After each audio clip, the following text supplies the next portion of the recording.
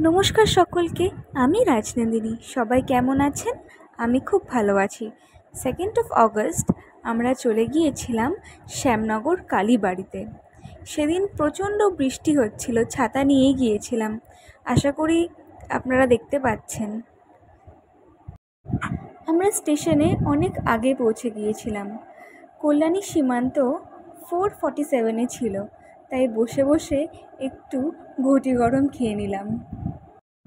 এই ওয়ালটা হচ্ছে কাঁচরাপাড়া রেলওয়ে ওয়ার্কশপের ওয়াল।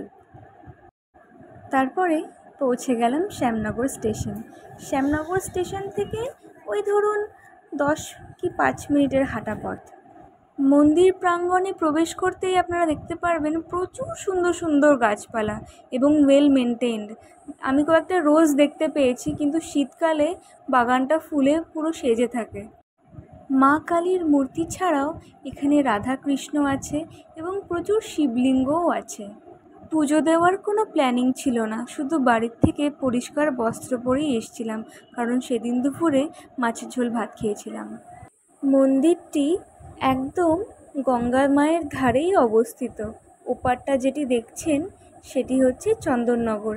এখান থেকে ফেরি পাওয়া যায় ওপারে যাওয়ার জন্য। মন্দির রং হওয়ার দরুন আরও সুন্দর লাগছে দেখতে। ঠিক পড়ন্ত রোদে গিয়েছিলাম, তাই ভিড়টা একটু হালকা ছিল। এনাদের খুব সামান্য কিছু দিয়ে মন্দির থেকে বেরিয়ে গেলাম। শ্রাবণ মাস চলছে, তাই সবুজ চুড়ি এনারা বাইরে সাজিয়ে রেখেছেন।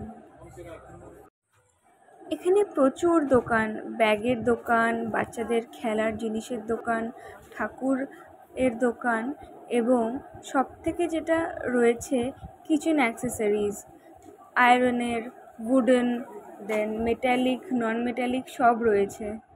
রাস্তার ওপরেই চপের দোকান। আম, মোচা, আলু এবং পেঁয়াজি চপ খেয়েছিলাম। স্টেশন চত্বরে ড্রপডিউ ব্র্যান্ড ছাড়া অন্য কোনো ব্র্যান্ড অ্যাভেলেবেল নয়, তাই এটাই কিনেছিলাম। ফুচকা খেলাম, এখানে 10 টাকায় 5টা। তারপরে চকলেট খেলাম। আজকের ভিডিওটা এই অবধি। সবাই সুস্থ থাকবেন, ভালো থাকবেন। আমার ভিডিওটা যদি ভালো লাগে লাইক করবেন, শেয়ার করবেন এবং কমেন্ট করবেন। Till then, by.